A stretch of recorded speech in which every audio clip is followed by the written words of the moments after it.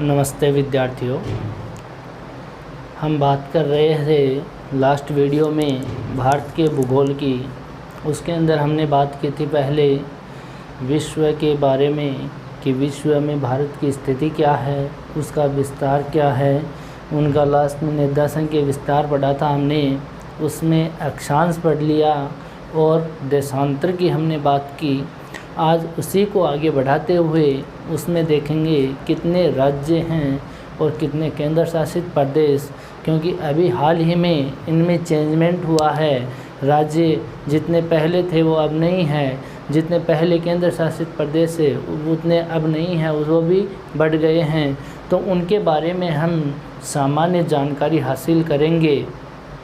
इसमें हम देखते हैं भारत विश्व में एशिया महाद्वीप के दक्षिणी हिस्से में है। भारत एशिया महाद्वीप के दक्षिणी हिस्से में है। भारत अपना एक ऐसा देश है जो जैव विविधता से भरा पड़ा है। इसके अंदर अनेक प्रकार की जैव विविधताएँ हैं। जैसे हम बात करें पूरे विश्व के संदर्भ में, इसके अंदर पर्वत भी हैं, इसके अंदर पठार भी हैं, इसमें नदियाँ भी हैं, झीलें भी हैं, इसके अंदर छोटी पहाड़ियाँ भी हैं, यहाँ पर हिमाच्छादित क्षेत्र भी हैं। यानी अपना जो भारत, इस भारत के अंदर अनेक विविधताओं वाला देश कहलाता है अपना भारत। इसके अंदर कृषि भी होती है, उद्योग धंधे भी होते हैं, संसाधन भी काफ़ी हैं। यहाँ पे खनिज संपदा से भी भरा पड़ा है। यहाँ पे अनेक प्रकार की विविधता है अपने भारत में। तो इसमें हम बात कर रहे थे भारत में अक्षांशीय और देशांतरीय विस्तार कितना है, वो तो हमने लास्ट वीडियो में बात कर ली थी। अब इसके अंदर हम राज्यों से संबंधित चर्चाएं करेंगे, इसके पड़ोसी देशों के बारे में चर्चाएं करेंगे। इसके अंदर कौन कौन सी रेखाएं गुजरती हैं, किस किस राज्य से होके गुजरती है, इन सारी चर्चाएं हम इस वीडियो में करने वाले हैं। तो ध्यान से इसको समझने की कोशिश करिएगा। आपको अगर राज्यों की लोकेशन आपको पता है तो आप अपने जो नोटबुक है उसके अंदर जब आप लिखते हो तो आपको अपने आप दिमाग में आपके एक मानचित्र बन जाता है।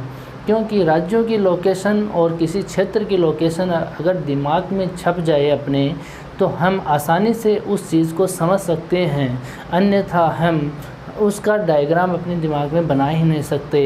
इसलिए हमें सबसे पहले यही है कि हमें राज्यों की लोकेशन याद होनी चाहिए और अपने जितने भी क्षेत्र हैं वो पूर्वी हिस्से में है या पश्चिमी हिस्से में है, उनके बारे में हमें जानकारी हासिल करनी है। ठीक है, सबसे पहले हम बात करें, यहाँ पे वही चैप्टर है भारत की स्थिति एवं विस्तार। चैप्टर का नाम क्या है आपने? चैप्टर का नाम है भारत की स्थिति एवं विस्तार। देखिए, हम बात करेंगे बीए सेकेंड ईयर की क्लास के लिए। हम बात करेंगे फाइनल की क्लास के लिए। उस बीए फाइनल में अपने दो सब्जेक्ट चलते हैं। एक तो चलता है भारत का भूगोल और दूसरा चलता है एशिया का भूगोल। ये दो बातें हैं। इनमें भारत का भूगोल हम अब पढ़ रहे हैं और एशिया का भूगोल हम इसके बाद में करेंगे। तो अगर यहाँ पे हम पहला ही चैप्टर उठा रहे हैं, इस चैप्टर से अनेक ऑब्जेक्टिव के क्वेश्चन बनते हैं। आपको पता ही है अपना पैटर्न बीए थर्ड ईयर में कैसा पैटर्न आता है। हम बात करें जैसे इसमें 5 क्वेश्चन आते हैं। टोटल कितने क्वेश्चन आते हैं अपने बीए फाइनल में? 5 क्वेश्चन आते हैं। उन 5 क्वेश्चनों में से पहला जो क्वेश्चन होता है, इसमें पहला जो अपना क्वेश्चन होगा वो क्वेश्चन यही होगा कि इसमें ऑब्जेक्टिव जो क्वेश्चन होते हैं, वस्तुनिष्ठ जो प्रश्न होते हैं, उन प्रश्नों को आपको करना होता है। इसके 2 पार्ट होते हैं। पहला पार्ट होता है 7.5 नंबर का होता है, जिसमें आपको 5 क्वेश्चन मिलते हैं। यानी कितने मिलते हैं? 7.5 अंक के 5 प्रश्न मिलते हैं। इन 5 प्रश्नों में आपको ऑब्जेक्टिव मिलेंगे, वस्तुनिष्ठ प्रश्न मिलेंगे जिसमें आपको टिक करना होता है, और वो वस्तुनिष्ठ प्रश्न है, इसमें 1 या 2 क्वेश्चन आपको इसी टॉपिक में से मिल जाएगा। समझ में आ रहा है मेरी बातें? अगर आपने इसको आसानी से पढ़ लिया, समझ के पढ़ लिया, तो आपको 1 आध क्वेश्चन इसमें से मिल जाएगा। ठीक है। दूसरी बात करें, इसमें 7.5 नंबर की मैपिंग होती है, अपनी मानचित्र को भरना होता है, 5 प्रश्न इसके करने होते हैं, यानी अपने को नाम दे दिए जाएंगे और उसको आपको मानचित्र में फिल करना होगा। याद रहे, आपको भारत का मानचित्र बनाना आना चाहिए। अगर जिसको नहीं आता है वो इसको सीख ले, कोई बात नहीं, इसकी आकृति जैसी भी बने, लेकिन लगना चाहिए कि ये भारत का ही मानचित्र है। तो आपको 5 क्वेश्चन इसमें से मिलेंगे। टोटल क्वेश्चन, पहले क्वेश्चन में नंबर होंगे इसमें 15 नंबर, यानी 15 अंक का पहला क्वेश्चन होगा, जिसमें आपको 2 तरह के प्रश्न मिलेंगे। 7.5 नंबर का जो प्रश्न मिलेगा आपको, वो मिलेंगे वस्तुनिष्ठ प्रश्न मिलेंगे। ठीक है। दूसरे 7.5 नंबर के मिलेंगे, वो आपको मिलेंगे मानचित्र वाले प्रश्न। तो इन दोनों को विशेष रूप से ध्यान रखना है। जैसे जैसे हम टॉपिक वाइज आगे बढ़ते जाएंगे, इनको मानचित्र में फिल कर रहे हैं, उनको ध्यान से समझिएगा। जहाँ पे जिस क्षेत्र की हम चर्चाएं करें, आप एक अपनी नोटबुक रखना, साथ में उस नोटबुक में आप क्या करोगे, भारत का मानचित्र बना के रखना। जैसे जैसे वीडियो चलेगा, जैसे जैसे अपनी क्लास चलेगी, उसमें जैसे ही किसी क्षेत्र को हम अंकित करेंगे, तो आप उसको साथ साथ में बढ़ते चले जाना। इससे क्या फ़ायदा होगा, क्योंकि आप सोचते हो कि एक दिन में ही हम इस पूरे भारत के मानचित्र में सभी क्षेत्रों को याद कर लेंगे, तो ये पॉसिबल नहीं होगा। आप धीरे धीरे करके, जैसे आज आपने 5 नाम सीखे और उनको आपने मानचित्र में ऐड कर दिया, तो आपका वो बहुत ही ज़्यादा फ़ायदेमंद रहेगा, आपको याद भी लंबे टाइम तक रहेगा। साथ में अगर ये अब याद आपको हो जाएंगे, तो जो जो टॉपिक साथ में चलेंगे, उस टॉपिक को समझने में आपको आसानी होगी। तो हम बात कर रहे हैं अपने परीक्षा पैटर्न पर। ठीक है। हम पिछले सालों में ऐसे करते थे कि लास्ट ईयर में जो क्वेश्चन आ गए हैं वो अगले साल नहीं आएंगे, 90% यही मान के चलते हैं। लेकिन अब ऐसा नहीं है। इस कोरोना महामारी के वजह से अब लास्ट ईयर में एग्ज़ाम नहीं हो पाई है अभी तक। तो आपको ध्यान रखना है कि इस बार पूरा सिलेबस पढ़ना है, और पूरे सिलेबस में से कहीं से भी क्वेश्चन आ सकता है। ठीक है। तो आप ये मत सोचना ये क्वेश्चन आया हुआ है तो नहीं आएगा, कोई भी क्वेश्चन आ सकता है। हम इसमें कंफर्म नहीं कर सकते कि ये क्वेश्चन आया हुआ है तो ये नहीं पढ़ेंगे। समझ रहे हो बात? तो अपने को पूरा पढ़ना है। साथ साथ में जो नोट करने वाली बात होगी वो आप नोट करते हुए चलिए जब। ठीक है। यहाँ पे हम दूसरे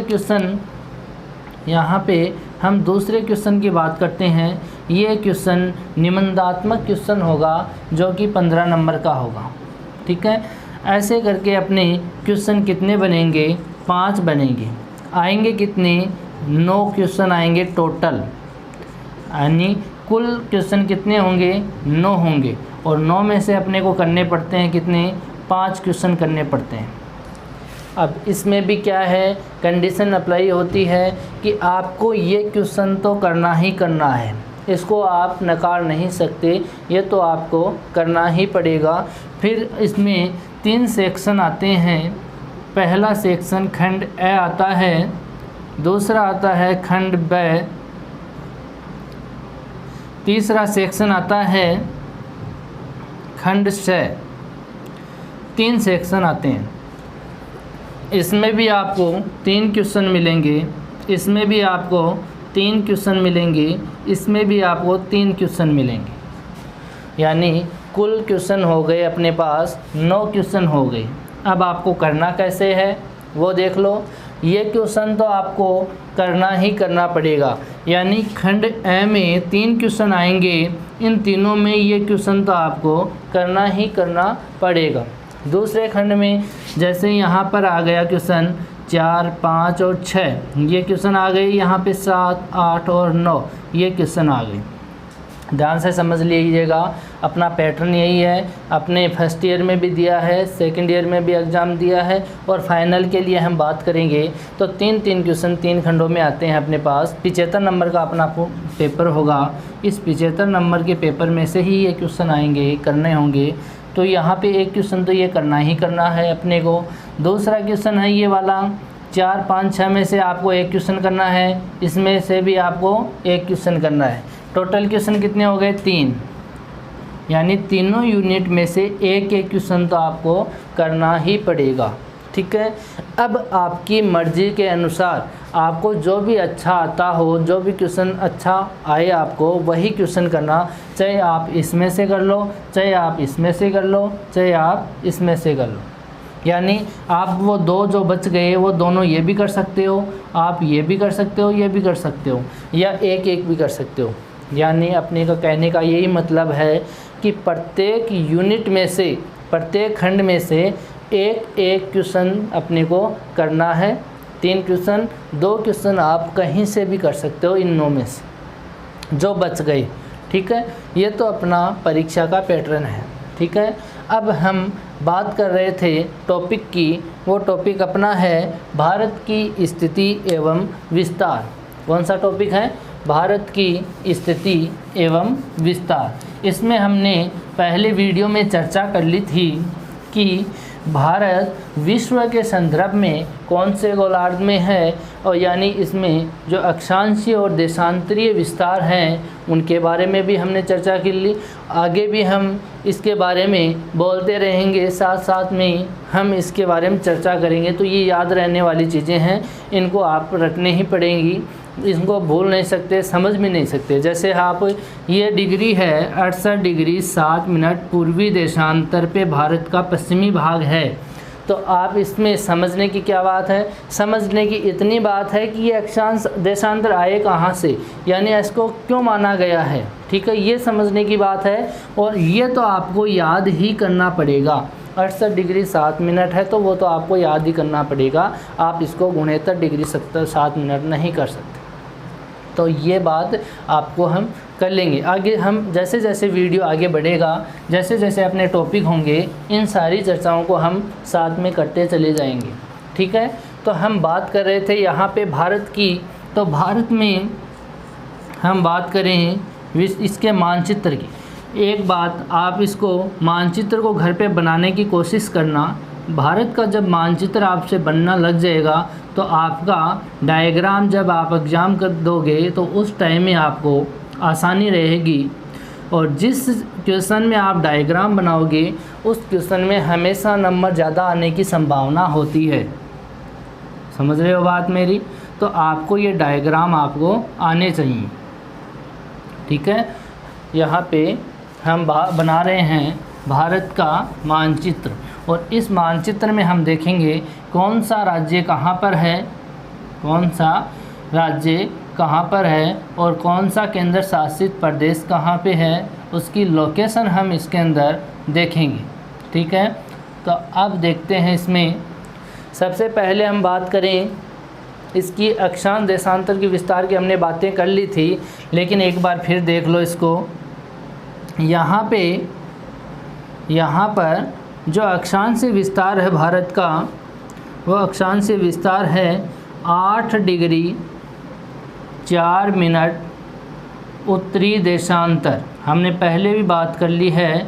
इन अक्षांशों के आगे जो नाम आप लिखोगे उस नाम को आप ध्यान से रखना कि यहाँ पे आप दक्षिणी नहीं लिख दें। यहाँ पर जो अक्षांश लिख रहे हो, क्योंकि अपना जो भारत है वो उत्तरी गोलार्ध में है, और उत्तरी गोलार्ध का मतलब यही है कि आप इस अक्षांश के आगे वाला नाम ढंग से रखें। ठीक है।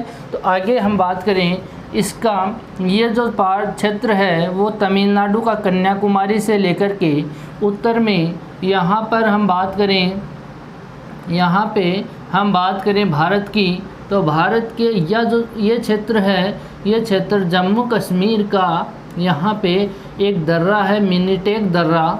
उस मिनीटेक दर्रे के पास में जम्मू कश्मीर पर इंदिरा कोल नाम से, किस नाम से है? इंदिरा कोल, याद रख लेना इस नाम को। इंदिरा कोल नाम से है। ये जो क्षेत्र है वो जम्मू कश्मीर में है और कहाँ पर है, मिनीटेक दर्रे के पास में, यानी जम्मू कश्मीर में। एक आपको ये याद रखना है, साथ साथ में जो नाम ले रहे हैं उन दर्रों के बारे में भी आप याद रखना। जैसे यहाँ पे मैं नाम ले रहा हूँ, यहाँ पे मिनीटेक दर्रा, तो इस दर्रे को याद रख लेना कि मिनीटेक दर्रा यहाँ पे है। तो ये राज्य कौन, सॉरी ये केंद्र शासित प्रदेश कौन सा हो गया, लद्दाख वाला। पूरा क्षेत्र कौन सा था, ये जम्मू कश्मीर। तो ये जो क्षेत्र है ये कितने पे है, 37 डिग्री 6 मिनट पे, यानी उत्तरी अक्षांश नॉर्थ लैटिट्यूड पे यहाँ पे इंदिरा कोल तक इसका विस्तार है। हमने ये बात भी कर ली थी, इसकी ये जो दूरी है, ये दूरी कितनी थी, यहाँ से लेकर के यहाँ पर इसकी जो ये दूरी थी वो दूरी थी अपनी 3214 किलोमीटर। कितनी दूरी थी ये, 3214 किलोमीटर। ठीक है, यहाँ पे जो विस्तार है भारत का, ये जो विस्तार है यहाँ से लेकर के अरुणाचल प्रदेश तक, ये जो विस्तार है वो कहाँ से है, 68 डिग्री 7 मिनट से, यानी पूर्वी देशांतर। यहाँ याद रखना, पूर्वी देशांतर से लेकर के 97 डिग्री 25 मिनट पूर्वी देशांतर। अब आप ये सोच रहे होंगे दोनों के आगे पूर्वी ही क्यों रखा, भारत का ये तो भाग पश्चिमी है। लेकिन याद रखना, अपना जो भारत है विश्व के मानचित्र में इसकी लोकेशन है वो पूर्वी गोलार्ध में है। तो सारे देशांतर, यानी खड़ी जो लाइन होती हैं वो क्या होती हैं, देशांतर होती हैं। और देशांतर के आगे हमेशा अपने को क्या रखना है, जिस गोलार्ध में हो वही रखना है। जैसे अपना भारत पूर्वी गोलार्ध में है तो पूर्वी देशांतर। अगर ये अमेरिका की हम बात करें, यूएसए की हम बात करें, तो उसके देशांतर में पश्चिमी आएगा। ठीक है, चाइना की बात करें तो पूर्वी आएगा।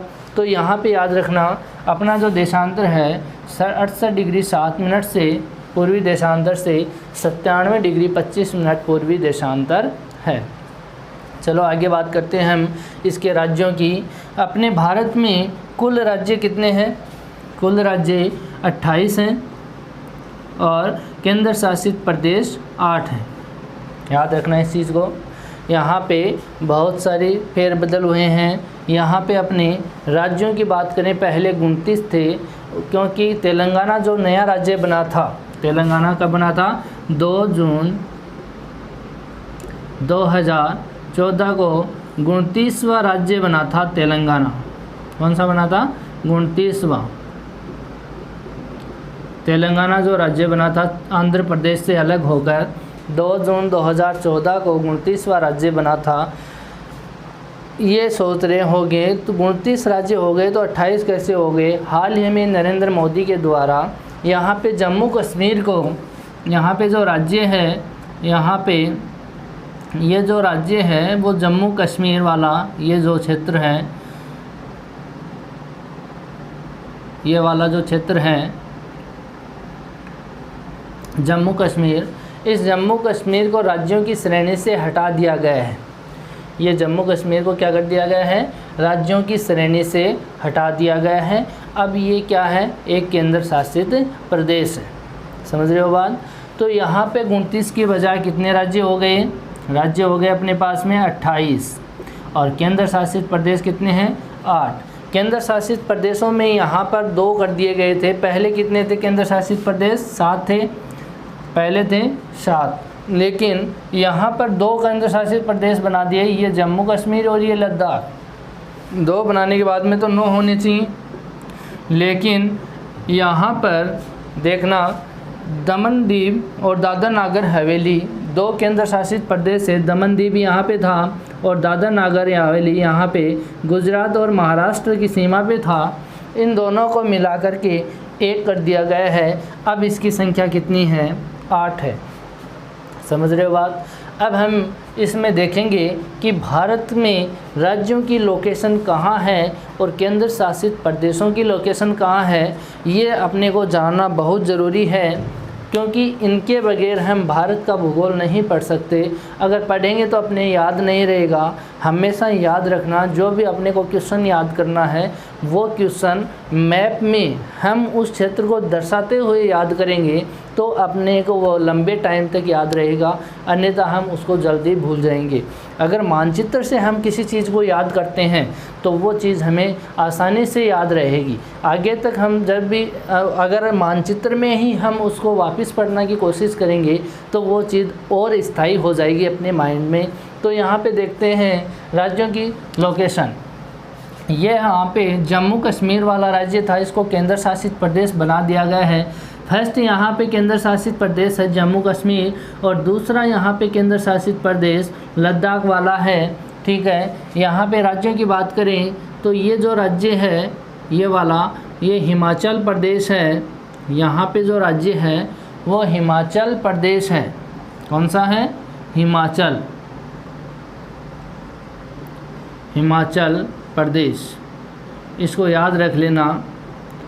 यहाँ पे जो राज्य है, ये जो राज्य है वो राज्य यहाँ पे उत्तरांचल है। उत्तरांचल, उत्तराखंड भी बोलते हैं इसको, उत्तरांचल। यहाँ पे जो राज्य है ये वाला राज्य, ये राज्य हरियाणा है। यहाँ पर पंजाब है, यहाँ पर पंजाब। यहाँ पे वापस देखो, ये पंजाब, हरियाणा, हिमाचल प्रदेश, और यहाँ पे जो राज्य है हिमाचल प्रदेश के बाद हरियाणा, उत्तराखंड, और ये जो राज्य है ये अपना राजस्थान वाला राज्य है। यहाँ पे राजस्थान की लोकेशन ऐसी है, यहाँ पे ये राज्य अपना राजस्थान वाला है। राजस्थान के पूर्वी हिस्से में जो ये राज्य है, ये राज्य यूपी है। उत्तर प्रदेश, कौन सा राज्य है? उत्तर प्रदेश है। यहाँ पे अपने राजस्थान के इस भाग में जो राज्य है वो राज्य है यहाँ पे इस भाग में गुजरात है। कौन सा राज्य है? गुजरात है।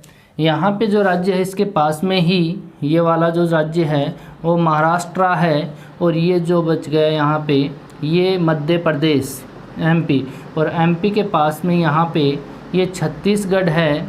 ये वाला राज्य छत्तीसगढ़। यहाँ पे महाराष्ट्र,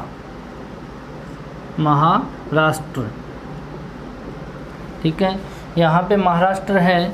और यहाँ पे बिहार और झारखंड, ये जो राज्य है ये क्या है? झारखंड है, झारखंड। यहाँ पे जो राज्य है वो राज्य बिहार है, बिहार। यहाँ बच गया ये राज्य पश्चिम बंगाल है, पश्चिम बंगाल। यहाँ पे बात करें हम, ये वाला क्षेत्र ओडिशा का है,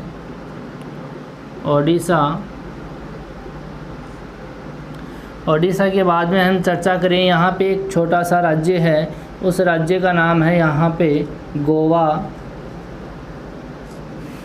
यहाँ पर एक राज्य और है, उस राज्य का नाम है कर्नाटक। यहाँ पर ये जो राज्य है फैला हुआ, ये राज्य ये आंध्र प्रदेश है, आंध्र प्रदेश। यहाँ पे है तेलंगाना। जो 29वां राज्य बना था आंध्र प्रदेश से अलग होकर के, वो राज्य है तेलंगाना। यहाँ पे एक राज्य है, यहाँ पे वो है केरल। इस क्षेत्र में तमिलनाडु, यहाँ पे जो क्षेत्र है वो कौन सा है? तमिलनाडु का है। यहाँ पे देखना, ये पश्चिम बंगाल, यहाँ पे आगे की तरफ बढ़ा हुआ क्षेत्र है, ये वाला है पश्चिम बंगाल। ठीक है, यहाँ पे ये पश्चिम बंगाल है। इस क्षेत्र के यहाँ पे जो क्षेत्र है वो राज्य है सिक्किम। कौन सा है? सिक्किम। यहाँ पे सिक्किम है। यहाँ पे बात करें हम इस क्षेत्र में, ये जो राज्य है यहाँ पे ये मेघालय का क्षेत्र है, मेघालय। मेघालय के ऊपर से जो क्षेत्र है यहाँ पे ऐसे, वो असम का क्षेत्र है, असम। यहाँ पर असम के बाद हम चर्चा करें यहाँ पे, ये अरुणाचल प्रदेश है, अरुणाचल प्रदेश। यहाँ पे बात करें ये वाला क्षेत्र, ये है नागालैंड। नागालैंड के बाद में ये जो क्षेत्र है नीचे लटका हुआ भाग है ये वाला, इस भाग को कहते हैं यहाँ पर त्रिपुरा। और त्रिपुरा के बाद में ये जो क्षेत्र है इस क्षेत्र को कहते हैं मणिपुर। और ये जो लटका हुआ भाग है वो है मिजोरम। मिजोरम। देखिए वापस रिपीट कर रहा हूँ, इन क्षेत्रों का आपको याद रखना है। अपने यहाँ पे 28 राज्य हैं, प्रत्येक स्टूडेंट के अंगुलियों पे होना चाहिए अपने राज्यों के नाम। अगर आपको ये पूछ लें उत्तर पश्चिम दिशा में भारत के कौन से राज्य हैं, तो आपको ध्यान में रहना चाहिए कि उत्तर पश्चिम में राजस्थान है और हरियाणा पंजाब वाले क्षेत्र आते हैं, यहाँ पे कुछ भाग गुजरात का आता है। तो ये क्षेत्र आपको याद होने चाहिए। देखिए पहला राज्य पंजाब है, दूसरा राज्य अपना हिमाचल प्रदेश है, तीसरा राज्य यहाँ पे उत्तरांचल है, चौथा हरियाणा है, ठीक है, पांचवा राजस्थान, छठा राज्य है अपने पास यूपी, सातवां एमपी, आठवां गुजरात, नौवां अपने पास में महाराष्ट्र, 10 में छत्तीसगढ़, 11 में झारखंड, 12 में बिहार, 13 में गोवा, 14 में कर्नाटक, 15 तेलंगाना, 16 केरल, 17 तमिलनाडु, 18 आंध्र प्रदेश, 19 ओडिशा, 20 पश्चिम बंगाल, 21 सिक्किम, आगे 22 पे असम, 23 पे मेघालय, 24 पे त्रिपुरा, 25 पर मिजोरम, 26 पे मणिपुर, 27 पर यहाँ पे नागालैंड और 28 पे अरुणाचल प्रदेश। कितने राज्य हो गए अपने? 28 राज्य। ठीक है, हम बात करेंगे केंद्र शासित प्रदेशों की। 8 केंद्र शासित प्रदेश कौन कौन से हैं उसके बारे में चर्चा करते हैं। पहला यहाँ पे बात करें, यहाँ पे जम्मू कश्मीर वाला क्षेत्र है, ये केंद्र शासित प्रदेश हो गया। दूसरा लद्दाख वाला हो गया। तीसरा ध्यान रखना, हरियाणा और पंजाब दोनों की सीमा पे यहाँ पे एक क्षेत्र का नाम है चंडीगढ़, वो यहाँ पे केंद्र शासित प्रदेश है जिसकी राजधानी भी क्या है? चंडीगढ़। दिल्ली की भी राजधानी कहाँ है? दिल्ली में। तो यहाँ पे जो क्षेत्र है 3 नंबर का अपना केंद्र शासित, उसको क्या कहते हैं? यहाँ पे चंडीगढ़ कहते हैं, चंडीगढ़। ठीक है, यहाँ पर इस क्षेत्र में ये हरियाणा वाला क्षेत्र है, इस क्षेत्र में एक केंद्र शासित प्रदेश और है, उसका नाम है दिल्ली। क्या है? दिल्ली। यानी अपने पास 4 केंद्र शासित हो गए। 5वां केंद्र शासित प्रदेश यहाँ पे क्या था? ये वाला क्षेत्र दमनदीव। ये क्या था? दमनदीव। और ये जो क्षेत्र है वो दादर नागर हवेली। कौन सा क्षेत्र है? दादर नागर हवेली। ठीक है, इन दोनों को मिलाकर के एक केंद्र शासित प्रदेश कर दिया गया है। ठीक है, यानी अपने पास यहाँ तक कितने हो गए? 5। छठा केंद्र शासित प्रदेश यहाँ पर है जिसको आप लक्षद्वीप बोलते हो। क्या बोलते हो? लक्षद्वीप समूह। लक्षद्वीप समूह बोलते हैं क्योंकि छोटे छोटे द्वीपों से मिलकर के एक पूरा यहाँ पे समूह है, उनको बोलते हो आप लक्षद्वीप समूह। जैसे यहाँ पे अंडमान निकोबार द्वीप समूह बोलते हो, वैसे ही यहाँ पे लक्षद्वीप समूह है। तो यहाँ पे लक्षद्वीप समूह है, ये भी एक केंद्र शासित प्रदेश है, यानी 6 नंबर पे अपने पास आ गया यहाँ पे लक्षद्वीप। ठीक है, आगे चर्चा करेंगे। यहाँ पे इस भाग में पुडुचेरी, पहले इसका नाम था पांडिचेरी। ठीक है, अब इसका नाम यहाँ पे चेंज करके क्या रख दिया गया है, पुदुचेरी कर दिया गया है। यहाँ पे 7 नंबर पे देखो, पुदुचेरी एक ऐसा केंद्र शासित प्रदेश है जो 3 राज्यों से संबंधित है। कितने राज्यों से संबंधित है? 3 राज्यों से संबंधित है। और इसमें ज़िले हैं 4। वो कौन कौन से हैं और कहाँ पे हैं उनकी लोकेशन देखते हैं। यहाँ पे जो राज्य है केरल वाला, इस केरल में यहाँ पे एक ज़िले का नाम है माहे। ये माहे ज़िला है, वो पुदुचेरी में आता है। यहाँ पर एक ज़िला है आंध्र प्रदेश में, येनम। कौन सा है? येनम। ये भी किस में आता है? यहाँ पुदुचेरी में आता है। यहाँ पे एक ज़िला है पुदुचेरी, और एक ज़िला है इसके नीचे बिल्कुल कराईकल। यानी कि ये 4 ज़िले हैं, वो चारों ज़िले किस में हैं? पुडुचेरी में है। यानी 3 राज्यों से संबंधित हो गया, आंध्र प्रदेश हो गया, तमिलनाडु हो गया और केरल हो गया। इन तीनों राज्यों से मिला करके क्या बनता है? पुडुचेरी बनता है। ठीक है, तो अपने पास यहाँ 7वां केंद्र शासित प्रदेश क्या हो गया था? पुडुचेरी। यहाँ पे 8वें की बात करें हम, यहाँ पर अराकानोमा और पेगुएमा जो पर्वत श्रेणी है म्यांमार के साथ में, वो आगे की तरफ यहाँ समुद्र में यानी हिंद महासागर में डूबे हुए भाग हैं, जो ऊपर निकले हुए भाग हैं, जिनको आप भारत का हिस्सा मानते हो। वो कौन कौन से? यहाँ पे अंडमान निकोबार द्वीप समूह है। ये जो भाग है वो है अंडमान निकोबार द्वीप समूह। इसकी डिटेल में चर्चा तो हम भौतिक प्रदेशों में कर लेंगे, यहाँ पे कौन से द्वीप हैं, लेकिन हम मोटा मोटा इसमें देखें तो यहाँ पे अपना 8 नंबर पे जो केंद्र शासित प्रदेश होगा वो कौन सा होगा? अंडमान निकोबार द्वीप समूह है। अंडमान निकोबार द्वीप समूह। तो आपको अब इनकी लोकेशन याद होनी चाहिए कि कौन सा राज्य है। इनको आप साथ में नोटबुक में नोट करते हुए चलिए। आपको प्रत्येक टाइम जब आप ज्योग्राफी पढ़ते हो तो एटलस को साथ में रखना है। आपको जो भी क्षेत्र आपको नहीं पता हो उसकी लोकेशन आप एटलस में सर्च करोगे तो आप उसको अच्छे से जान पाओगे। जब आप एक क्षेत्र को आप उसमें देखोगे तो आपको उसके आसपास वाले क्षेत्र भी मिलेंगे, उस पर भी आपकी नज़रें जाएंगी तो आपको वो भी याद हो जाएगा। तो इसमें सबसे पहले आपको उनकी लोकेशन याद रखनी है। समझ गए? अब बात करते हैं यहाँ पे पूर्वी जो क्षेत्र है, भारत का जो पूर्वी भाग है, इसमें 7 राज्य हैं, जिसमें सिक्किम है, असम है, मेघालय है, त्रिपुरा, मिजोरम, मणिपुर, नागालैंड और अरुणाचल।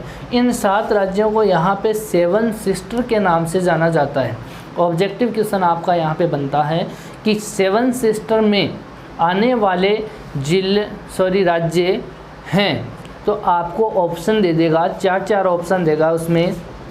यहाँ पे आपको A नंबर ऑप्शन में दे देगा यहाँ पे असम, यहाँ पे आपको दे देगा त्रिपुरा और नागालैंड, और एक दे देगा छत्तीसगढ़ इसमें नहीं आता है तो ये गलत हो गया। दूसरा ऑप्शन में आपको सब दे देगा, जैसे आपको दे देगा अरुणाचल दे देगा, नागालैंड दे देगा, मणिपुर और मिजोरम दे देगा, तो आपका ऑप्शन में क्या हो जाएगा? ये सही हो जाएगा। तो ऐसे ऑब्जेक्टिव क्वेश्चन बनेंगे यहाँ पे।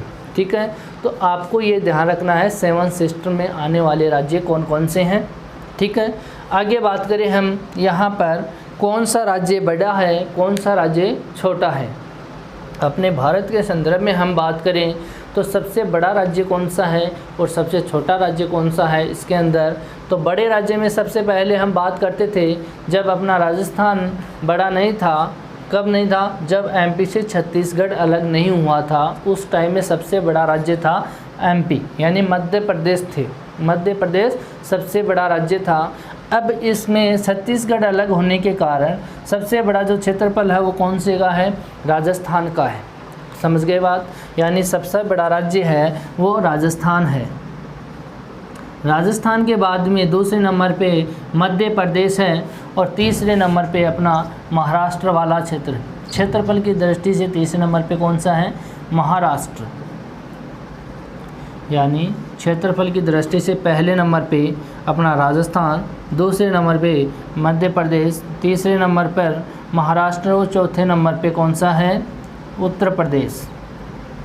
याद रखना, पहले जब यहाँ पे आंध्र प्रदेश से अलग हुआ था तेलंगाना 2 जून 2014 को, उससे पहले चौथे नंबर पे यहाँ पे आंध्र प्रदेश का नाम आता था। यहाँ पे किसका नाम आता था, आंध्र प्रदेश का नाम आता था। लेकिन आंध्र प्रदेश से जब तेलंगाना को अलग कर दिया गया, उसके बाद में चौथे नंबर पे कौन सा आ गया, उत्तर प्रदेश आ गया।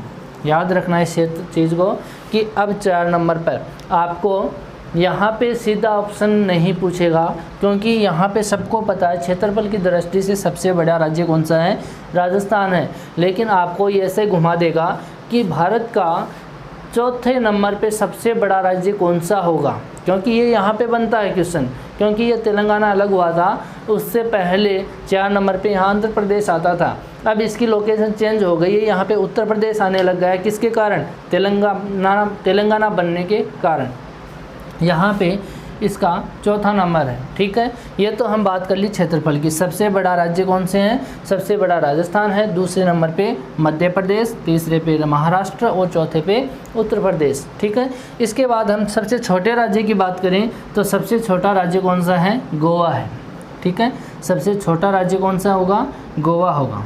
अगर हम जनसंख्या की दृष्टि से बात करें, ये तो क्या है, क्षेत्रफल की दृष्टि से गोवा।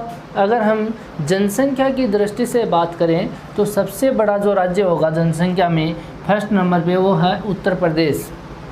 समझ गए, उत्तर प्रदेश जनसंख्या में अपने भारत का सबसे बड़ा राज्य है। और सबसे छोटा यहाँ पे जनसंख्या की दृष्टि से में यहाँ पे सबसे छोटा सिक्किम वाला है। यहाँ पे सबसे छोटा राज्य कौन सा होगा, सिक्किम होगा।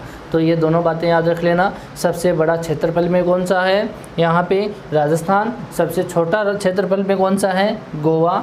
चौथे क्रम का सबसे बड़ा राज्य कौन सा होगा, उत्तर प्रदेश होगा। ठीक है, जनसंख्या की दृष्टि से सबसे बड़ा राज्य कौन सा होगा, उत्तर प्रदेश। और सबसे छोटा राज्य कौन सा होगा, सिक्किम।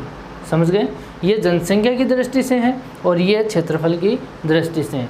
अब बात करते हैं आगे, इसको ही आगे बढ़ाते हैं।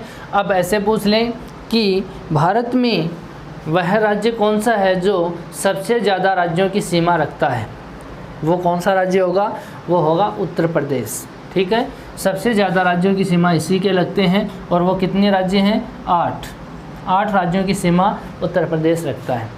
कौन कौन से हैं, यहाँ पे देखो मानचित्र में। अगर आपने मानचित्र बनाना सीख लिया और राज्यों की लोकेशन आपको याद है तो आप इस क्वेश्चन को आसानी से कर लोगे, वरना आप नहीं कर पाओगे। तो इसको देखो, यहाँ पे यहाँ उत्तर प्रदेश वाला ये क्षेत्र है।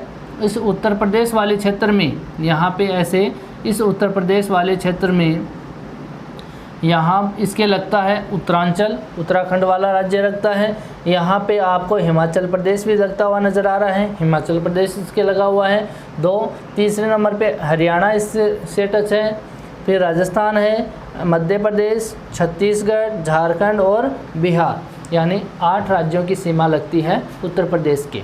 पहला कौन सा हो गया, 1 नंबर पे उत्तरांचल, 2 पे हिमाचल, 3 पे हरियाणा, 4 पे राजस्थान, 5 पर मध्य प्रदेश, 6 पे छत्तीसगढ़, 7 पे झारखंड और बिहार, यानी 8 राज्यों की सीमाएं रखता है। ठीक है, ये बात हमने कर ली। ऐसे अपने वापस दूसरी बात करते हैं इसमें कि ऐसे कौन कौन से राज्य हैं जो कि 3 देशों से सीमाएं रखते हैं। यहाँ पे 3 देशों के साथ में सीमाएं कौन कौन से राज्य रखते हैं, तो यहाँ पे 3 देशों के साथ में एक तो जम्मू कश्मीर वाला क्षेत्र है वो रखता है। जैसे यहाँ पे हम बात करें पाकिस्तान, यहाँ अफ़गानिस्तान और ये चीन वाला क्षेत्र है, तो यहाँ पे 3 देशों की सीमाएं टच होती हैं इस भाग को। तो ये राज्य हो गया। दूसरा राज्य हम बात करें सिक्किम की, सिक्किम के एक तरफ तो यहाँ पे क्या है, यहाँ पे नेपाल है, दूसरी तरफ यहाँ पे क्या है, भूटान है, और एक तरफ क्या है, चाइना है। समझ गए, तो 3 राज्यों से देशों से ये अपना सिक्किम जो राज्य है वो भी सीमाएं रखता है। तीसरा जो है वो पश्चिम बंगाल है। याद रखना, सबसे इम्पोर्टेंट है पश्चिम बंगाल। पश्चिम बंगाल की सीमाएं आपको यहाँ पे ध्यान से देखने पे नज़र आएंगी। जैसे यहाँ पे इस क्षेत्र में तो आपके यहाँ पे नेपाल के साथ में सीमा बनाता है, ठीक है, यहाँ पर बनाता है भूटान के साथ में, और यहाँ पे बनाता है बांग्लादेश के साथ में। यानी कि ये 3 देशों के साथ में सीमाएं बनाता है। ठीक है, यहाँ पे हम बात कर ली इसकी 3 देशों के साथ में सीमाएं, किसकी? पश्चिम बंगाल की। ठीक है, आगे नेक्स्ट आज हमने क्या सीखा? यहाँ पे सीखा राज्य हैं, राज्यों की लोकेशन क्या है।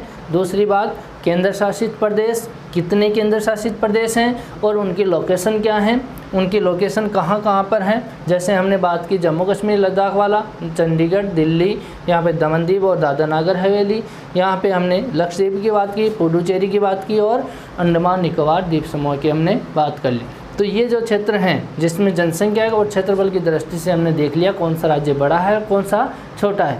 तो आगे नेक्स्ट वीडियो में इसी को आगे बढ़ाते हुए, इसी टॉपिक को यानी कि भारत का स्थिति विस्तार को आगे बढ़ाते हुए चर्चा करेंगे। ठीक है, थैंक यू।